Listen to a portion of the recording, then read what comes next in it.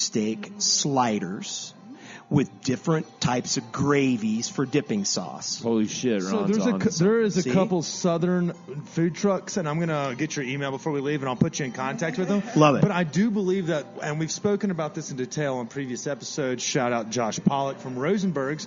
But you probably remember Tom's Home Cooking over in 5 Points. It was like a meat and 3. Okay. If you don't, I'm sorry. It was off Welton, I'm embarrassed. 25th or something like that, 26th, whatever it was. It was the best place to get just Southern food, and they cooked everything daily. It was cash only, and when they were out, they were out. And we have since lost that kind of touch. And it may be like you were saying, like, you know, I love sushi or lobster. Or, you know, you can fancy up a dish and put fucking flowers on it, and I'm sure I'm going to accidentally eat the garnish. I don't give a shit. But I don't know the difference. I didn't. Like, they all go in the gullet. I don't care. But at the same time, I miss that, you know, like that. All reliable is what I'm going to call that. No offense. I'm not calling you old or anything. No. But it's that. It's like, you know, I know fried chicken, mashed potatoes, maybe even some rice. I know we're double starching it, but I'm not scared. I'm not scared. I know French fries. You know. Squash and zucchini is the third, and maybe a little slab of cornbred. Yeah. Oh, my God, we could do this. Mac and cheese. Yeah. Oh, boy. Which pairs well with a Czech Pilsner. Absolutely. Can we start talking about food? I'm already touching my belly button. Okay. That's how excited I am. Okay, so basically what we need to know is that you do great beer or good, simple, old-style beers really well here. Thank you. I appreciate And that. they're approachable for everyone. And you're in a part of town that maybe some people haven't ventured to if they live in our area. So come Killer down patio. here. You have a Great huge patio. patio. Yeah. And like you were saying, food truck, holler at your boy, because Ron would love to enlist some Southern folks. But at the same time, they also have y'all have pizzas here, don't you? We do. Yeah, we have y'all some pizzas snacks here. Yep. Snack food. Yep. Beer and pizza. Can't go wrong. It's like sex and blowjobs. Oh, a bigger question, too, before we dive into some of our Denver What's bigger issues. than pizza and beer? Can you find your beer at liquor stores around town? That's a good question. A couple, yeah. Okay. Molly's. Shout out to Molly's. Shout out to Molly's. It's a great, 46 great over there in supporter. off that shit? I love Great those supporter of the craft beer scene in Denver. Molly's. There's about 5 liquor stores around. Okay. Argonaut is one that Shout out to Argonaut. that carries We're our good stuff. friends with ours. Right down the road from the Lions Lair, actually. Yes. Not too far away. We hate the King Soopers and the Safeways trying to sell full-strength beer. We think they're stupid. So support your local stores Absolutely. like we do. At the same time, if you do sell at King Soopers and City Market, we will support that right here on this mission. But our overall objective, we do like to support our local, We liquor do stores. too, yeah. And we're too small. Safeway and King Soopers would never carry our beer. We're just way too small. Fuck those guys. Yeah, we don't mind fucking on. We shit on Kroger every single week. I mean, if there's an opportunity, we'll shit on a grocery store floor. Denver hotspots? Let's do Denver hotspots, but I kind of want to talk a little bit about, like, Ron's been here for a while, so he's seen not only the change of the ages, but also the change of, like we were mentioning, the food scene. So I want to know, when you weren't brewing beer, let our listeners know. We kind of dove into it, and I can hear the killer music going in the background. What did you do with your free time if you weren't drunk at your house? Probably, Red Rocks? Yeah, Red Rocks. You're a crunchy cat. I pick a little banjo. It's been a long time. Banjo, guitar. I love live music. The live music scene in Denver has actually gotten a lot better over the last 10 years. When I was playing around town in like 1988. I think we opened up for Big Head Todd and the Monsters at some point on South Broadway somewhere, but there really wasn't a scene at all. Herman's Hideaway? That's where it was. I fucking knew. That's where it was. Herman's Hideaway. I've thrown up in that bathroom so many times. Right. They left me on the fucking curb one time right there on Broadway. I came to and I was like, man, these cars are going fast. They don't take kindly to that either. Yeah, you'd think they'd be a little bit more they're not. allowing of that, especially seeing the crowd. It's not that It's a lot inclusive. of throw up folks over there. I'm sure you might have said something. No, I threw up all over the place. Oh, okay. And probably said something, too. So pick the banjo. Who do you like to pick cover? banjo. Oh man, That may have been a loaded question. that's a real tough Are question. you a Sam Bush guy? Love Sam Bush. Yeah. You've been able to catch Telluride Bluegrass before. I've been to Telluride Bluegrass one time, and it was in 2006. So it's been a long time ago. And the Drive-By Truckers actually played there, and that was They just beat it up? Oh, it was the best show ever. It was the best show ever. They were really good. What I like about Telluride, the Bluegrass Festival, is it's not all hardcore bluegrass. You get Drive-By Truckers. You get a lot of different stuff there. It's good. And the collabs is always fun, and how the Yeah. whole town kind of adopts the whole scene. So it's like Yeah. you go down for a couple of days, and while it is very easy to kind of get overloaded on like monotonous bluegrass, no offense to our friends, it does happen. So then you're able to Yeah. kind of like shift gears. You know, Absolutely. like the late nights, the bar shows, the things that are going on in town. And if you just need to get away from the people like myself, and speaking from 2011 on, so Sure. transplants and millennials, you can always get out and go hike and do all the other fun shit that goes on in town. Telluride's just beautiful. I mean, it's expensive, real expensive, but love that town. Favorite mountain town? Favorite mountain town, probably Steamboat.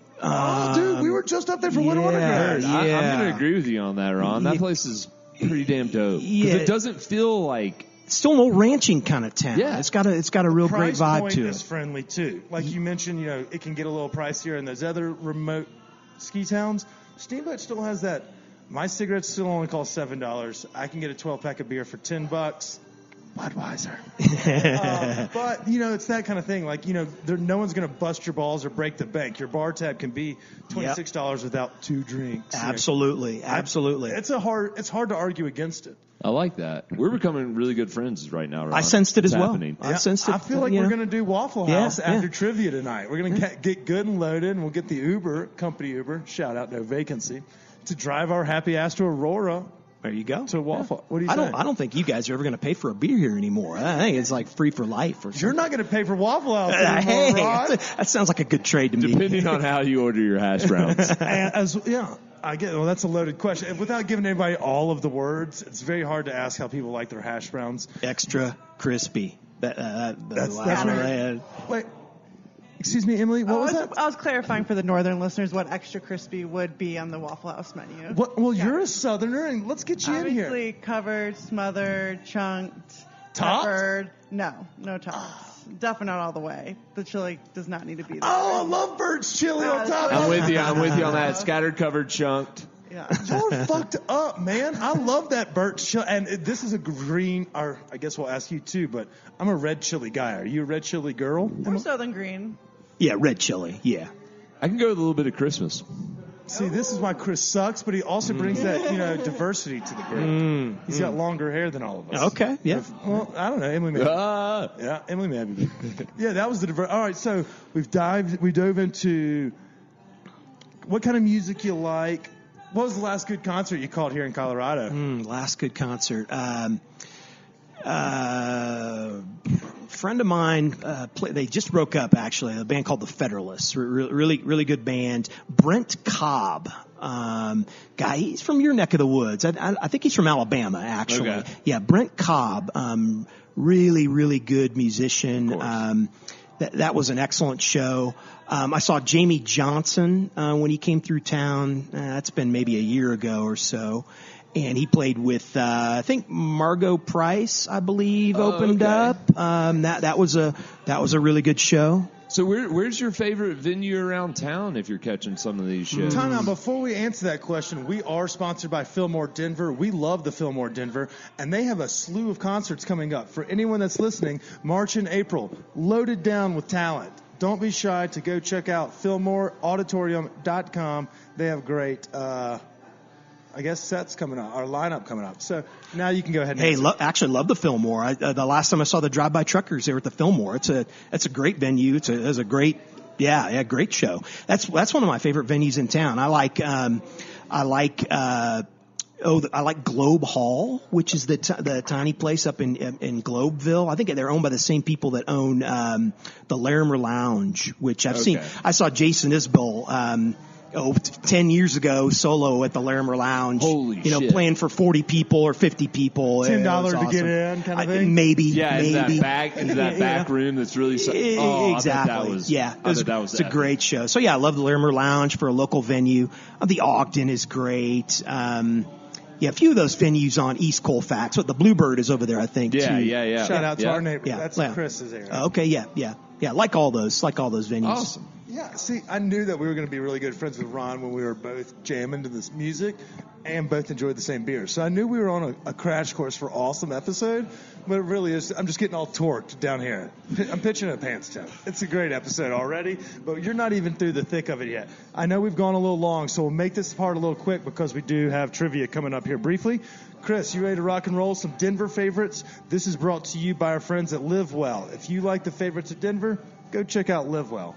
Ah, shit. That was supposed to be Fillmore. Ah, fuck it. Oh, well, whatever.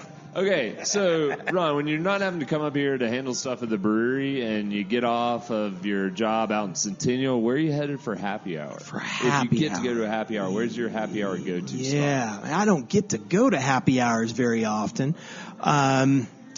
You know, I like Growler USA. Okay. They're one of our accounts. Okay. One of our accounts, and they have really good beer cheese soup. I don't know if you guys are beer cheese soup fans. That's really good.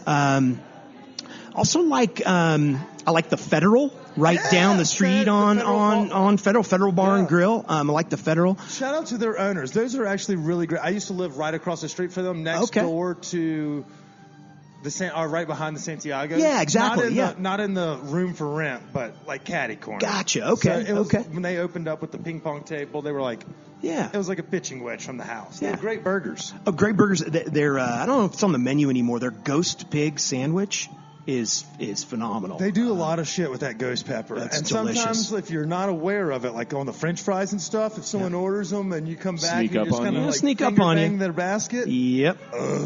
Sneaks up on you the next day sometimes. Yep, it'll definitely bark on the way out. Yep, It's yep. not scared. Nope, It is not nope. scared. But yes, sorry, I didn't mean to say No, that. you're good. All right, so you named some pretty good spots there. So if you're not enjoying one of your fantastic tasting beers, what's another brewery you're kind of digging on right now around town where you'll go to and have a... Yeah, Bierstadt Lagerhaus. You want a good... like that slow pour pills? Yeah, slow pour pills. Wait, you write know. that down so I can tag them later. Yeah, Bierstadt Lagerhaus. The Pilsner, their Helles. You want a real German beer brewed the right way.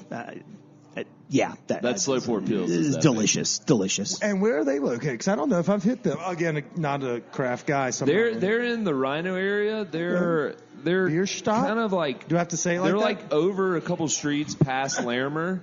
And they're in this like big warehouse where there's like a cider. Like Stem square- ciders, I think, Oh, I know or is where it C it's that square? area. Yeah. I know where STEM is. Yeah, Okay. it's a little bit on the backside of Rhino.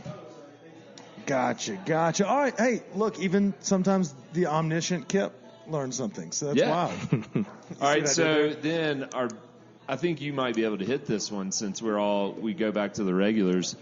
Favorite cheap eat spot? Like, where's a good meal under $10? You can't say Waffle House. We've already really I know pounded we've that already one in. talked about Waffle House. But you got to know some other ones. Yeah, under $10. That's really tough in Denver these days. We need to flex that maybe to Okay. under 15 or 20 Under because 15. everyone's like just above that 10 to 20 range. We're just thinking cheap eats for our listeners. We're a bunch Really, of like- 99 percenters. Yeah, I guess it's kind of hard. We got to clarify. Like, okay, you're just going to go get Cheap eats. yes. Yeah. So there's a diner right down the street from us called Hits the Spot Diner. I know that place. And you could probably do it for $10, but yeah, great chicken fried steak, great. You know, if you're going there to be seen, you're not doing it right. If you want to go there to get some good greasy diner food, it's a place to be. So hit it up after a good game of trivia when you're. Yeah, after trivia or first thing in the morning. what time it's y'all delicious. open over here? We open at 2 o'clock. Okay, so you late morning. Late morning. Yeah, late morning if you want to be here. There's also the Chuck Wagon down there, like a log. Yes. Kind of Lakewoodish, like Sims almost. Right. They're also dinery on Colfax, but that hits the spot. They give you like a plate the size of my computer, and I mean, it's just full of shit. It's delicious. And those are big It's home style potatoes and stuff. It's pretty strong. Chris, it's real strong. Solid. So we got some good spots here. If there's that's a pretty good steal. And that's the first time we've had hit the spot that's been thrown down. So I dig it. Oh, nice. I dig. Are you a breakfast guy? Yeah, I love breakfast for dinner. Used to have that. Used to have that growing up all the time. I mean, my mom made the best we would have cornbread and bacon gravy, and that was dinner. Maybe some bacon on the side, but I love breakfast all the time. I could do that. Bacon gravy? Oh yeah. We could do cornbread and collards at our house and everybody be happy as Love it. pig and shit. But I like